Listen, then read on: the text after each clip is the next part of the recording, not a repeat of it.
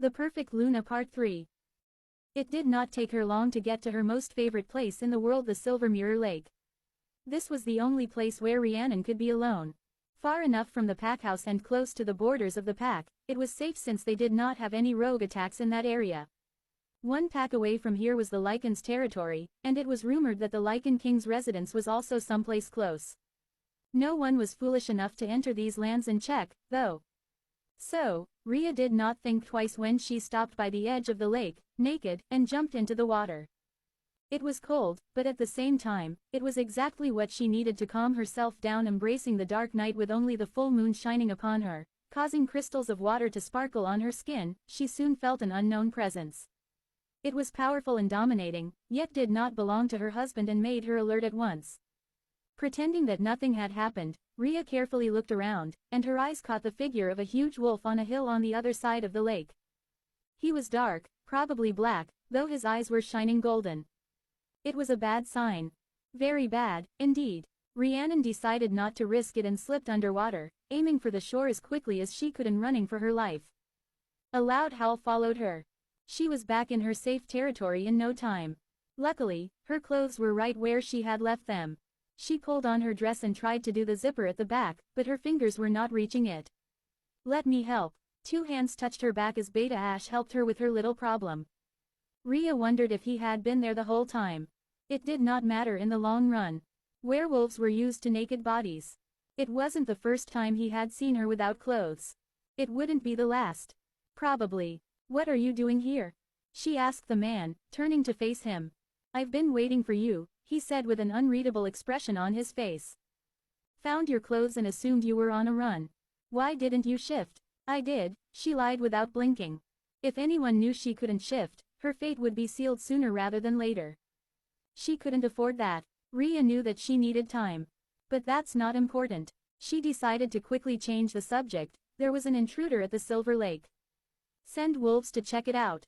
"Of course, Luna," he said, as his eyes lost focus for a second while he gave orders via the mind link. Rhiannon decided against waiting for him and walked slowly into the house. Ash soon caught up with her and chivalrously opened the door to the mansion for her. "It's going to be all right," he suddenly blurted out. She stopped. Back in the day, he used to say that to her all the time. Yet when hard decisions had to be made, he always took her husband's side. It was one of the betrayals that hurt the most because she was sure that her relationship with the Beta had been good prior to her betrayal. Yet he hadn't even objected when they stripped her of her title. There were a lot of things that she wanted to tell him, but she couldn't.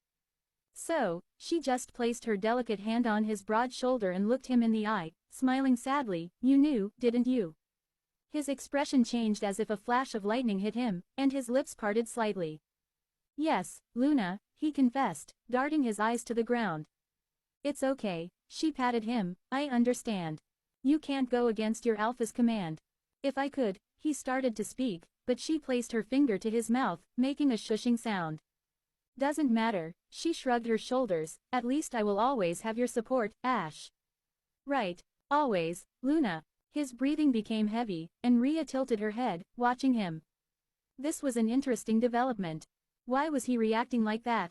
Then of course, "I'll be fine," she chuckled and went inside. She had to think of what to do next. Rhea closed herself in her bedroom. She knew that Brayden would not be coming back tonight to share the bed with her. As far as she remembered, he wasn't sleeping with Roxy at this point and spent the whole time in his private office drinking and thinking of life. In the morning, he would bring her flowers and gifts, an apology even. But Roxy would still remain. After a long and relaxing bath, Rhea went to her desk and pulled out her old journal. She hadn't used it for many years, but it was dear to her heart, and it was just the right place to write down every single event that was important, and that was going to happen within the year leading up to her death. She tried to remember everything while she still could. She knew too well what she would do with this information. The game was on. Her plan was simple, really. Since she couldn't change the main event and get rid of Roxy, she had to leave. But she couldn't leave without her pack and without making sure that all her dear friends were alive and well. Not to mention that it was particularly important to try and show Brayden and the rest of the pack Roxanne's true face. Everyone around thought she was an angel when in fact, she was the devil. Rhea was afraid to even think about what would happen if Roxy became Luna because she for sure wouldn't have the pack's interests in her heart. Although Ria's own heart craved revenge, she didn't want her life's work to be ruined. Plus, she didn't have it in her heart to hate everyone. She saved hate for just a select few. The ones who betrayed her trust and led to her demise, the ones who promised her respect and protection but gave her humiliation and suffering. Yes, those were the ones she was going to concentrate on. The door suddenly opened, and Brayden walked in, making her rapidly close the journal with the list of events and names and hide it into the drawer. Luckily, he didn't pay attention to that.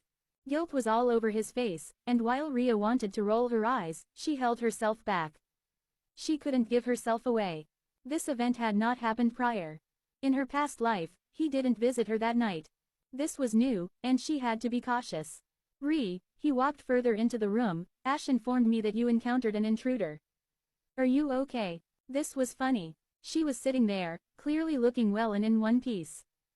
Who was he kidding? Was it guilt because she put up a fight, and he still chose his mate? It was unpleasant. Rhiannon shrugged her shoulders and stood up. If he decided to ignore the big pink elephant in the room, she could do the same. In the end, it was for the best. Their past conversations about Roxy never ended well. He would never believe what a monster his mate was. So, the less Rhiannon talked about her, the better. And, also disappointing, she went to the window to hide her facial expression. How so? Brayden caught the bait. We are one of the strongest packs, and some wolf just wanders on our territory, spies on your Luna, who is swimming naked in the lake. He what? Brayden growled possessively. Back in the day, it would drive her crazy in the best sense of the word. But right now, she was annoyed. He had just claimed another woman in front of so many people. He had no longer had a right to growl like that in her presence. She didn't voice her opinion, of course. You heard me, she said, and instead of looking for that wolf, the alpha is doing goddess knows what. No offense, but this is exactly what I was talking about earlier today. Your mate has already distracted you from what is important. It was a low blow. Truth be told, right now, she needed him to be busy with something else. In the past, the closer he got to Roxy, the more power and supporters she received, and the worse it got for Rhiannon and her close supporters. If she could postpone the wheel of events for at least one day, she would do it. You are angry, he sighed. I understand, of course. I broke my promise to you. Let's not speak of it, she stopped him. It is what it is.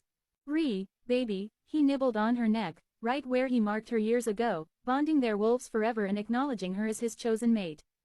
I hurt you, and I will do anything to fix that. Not everything. She knew that too well. Only you can be my Luna, you know that, right? He started peppering her neck with kisses, trying to unzip her dress at the same time. This was odd. She hadn't been intimate with him for a while. Their paths had shifted in different directions for more than half a year ago in her past life. She was his abandoned and rejected wife. Ria clenched her fists before turning to face him. No, she exclaimed, causing him to stop. Not today, or ever. He had his last chance, and he blew it. She did not want him anymore. If her wolf Onyx was here now, she would be howling from pain as she was attached to Brayden's wolf, Ragnar. However, she couldn't feel Onyx. She wasn't under her influence. Besides, she was furious. She did not show it, though. Her mom had trained her well to conceal her emotions. Finally, it was useful for something. Brayden looked at her in shock. Before today they were happy together. This reminded Ria that he had probably found Roxy earlier and had been lying to her for the past few days. Or maybe weeks. Honey, don't do this. I love you, and we are family. We will always be family. Believe it or not, I am not feeling well after everything that happened today, she stated, looking him in the eye, but it will make me happy if you bring me the intruder's head. He nodded quietly. Anything for you, Her husband brushed her cheek, and she tolerated it. She even forced a smile for the sake of the show they were putting on. You'll have his head in the morning. He promised before leaving her alone. Maya tried to reach her mentally, but Rhiannon asked her to wait until morning. After a mostly sleepless night, she knew what she had to do, and she also knew her first step. In her office, she dialed the number that no other werewolves would risk dialing. Was left with no choice. Hello, Beta Reed speaking, the annoyed male voice sounded on the other end. Rhiannon gulped before speaking. Hello, Beta. This is Luna Rhiannon Thorne. Nay Michaels. It didn't ring a bell to him. And, He responded, seeming bored. 7 years ago, I saved your nephew from a rogue attack at his boarding school.